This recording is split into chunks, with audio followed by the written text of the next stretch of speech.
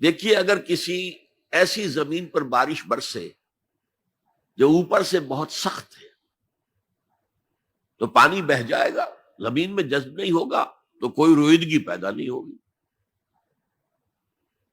اگر دل سخت ہے تو قرآن مجید ان پر کوئی اثر نہیں کرے گا۔ اس کے لیے سب سے پہلے موعظہ کی ضرورت ہے، وعظ کی ضرورت ہے، نصیحت کی ضرورت ہے، تاکہ دل نرم پڑ جائے۔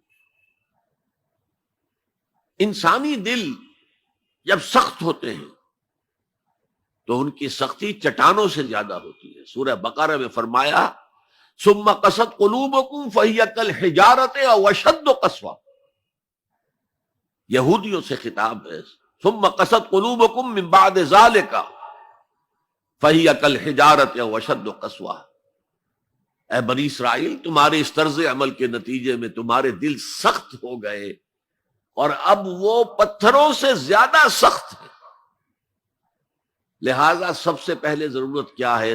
دل کی زمین کو نرم کیا جائے، اس میں ہل چلایا جائے۔ یہ کام ہے موعظہ کا، وعظ کا، نصیحت کا۔ ہمارے معاشرے میں کسی زمانے میں وعظ کا بڑا رواج تھا، آج کل یہ چیز ختم ہو گئی، بلکہ وعظ کو گھٹیا بات سمجھا جاتا ہے۔ بھائی کوئی عقلی بات کرو، کوئی علمی بات کرو، تم تو وعظ کہہ رہے ہو، گویا کہ وعظ گھٹیا چیز ہے۔ نہیں، وعظ سے دل میں رقت پیدا ہوتی ہے، نرمی پیدا ہوتی ہے۔ تو قرآن مجید ہی سب سے بڑا موعظہ ہے۔ ہم نے بدقسمتی سے کیا کیا، جب وعظ کہے جاتے تھے تب بھی مثنوی مولانا روم سے، ضعیف احادیث سے، واعظ دستاں زنو افسانہ بند،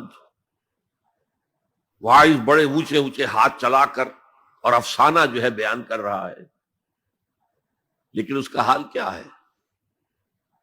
از خطیب و دیلمی گفتار اوست، بعض ضعیف و شاذ و مرسل کار اوست۔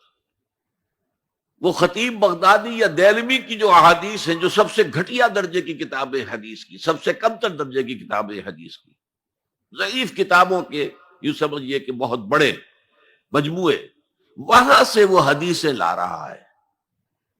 الضعیف و شاذ و مرسل کار ہو، ضعیف حدیث، شاذ حدیث، مرسل حدیث سے وہ بیان کر رہا ہے، قرآن سے اس کا کوئی تعلق نہیں۔ قرآن مجید سب سے بڑا واعظ ہے۔ یا ایھا الناس قد جاءتکم موعظۃ، یہ دل کو جب نرم کرتا ہے تو پھر اس میں جذب ہوتا ہے، یہ سیکنڈ سٹیپ ہے اس کا۔ اور جب دل میں جذب ہوگا تو دل کے اندر کی بیماریوں کو دور کر دے گا۔ دل کے اندر کی بیماریاں کون سی ہیں؟ تھرومبوسس نہیں، انجائنا نہیں، وہ اور ہیں۔ وہ دل کی بیماریاں جن کے لیے قرآن شفا ہے، وہ ہے تکبر، حسد، حب مال۔ یہ ہیں وہ چیزیں کہ جو اصل ہیں، جو دل کے امراض ہیں، ان سب کو جڑ سے نکال کر پھینک دے گا قرآن حکیم۔ یا ایھا الناس قد جاءتکم موعظۃ من ربکم وشفاء لما فی الصدور، وہ ہدن، اور وہ ہدایت ہے۔ انفرادی زندگی کے لیے بھی ہدایت ہے، اجتماعی زندگی کے لیے بھی ہدایت ہے۔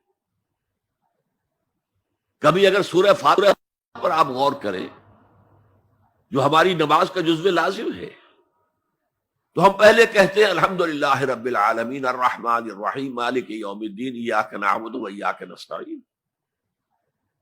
یہ ہدایت تو ہمیں پہلے ہی ملی ہوئی ہے۔ پھر جو ہم کہتے ہیں اہدنا الصراط المستقیم، اللہ کو ہم نے پہچان لیا، اسے رب العالمین مان لیا، اسے رحمان مان لیا، اسے رحیم مان لیا، اسے روز جزا کا حاکم مطلق مان لیا، تو اب کون سی ہدایت رہ گئی؟ ہدایت تو آ گئی۔ اب اصل ہدایت جو درکار ہے وہ ہے جو ریلیونٹ ہے آج کے دور میں،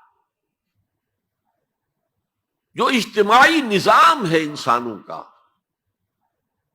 اس کے لیے انسان بالکل بے بس، اس کی عقل جو ہے اجتماعی نظام عدل قائم نہیں کر سکتی۔ انفرادی طور پر نیکی اور بدی کا علم میرے اور آپ کے نفس کے اندر ودیعت شدہ ہے،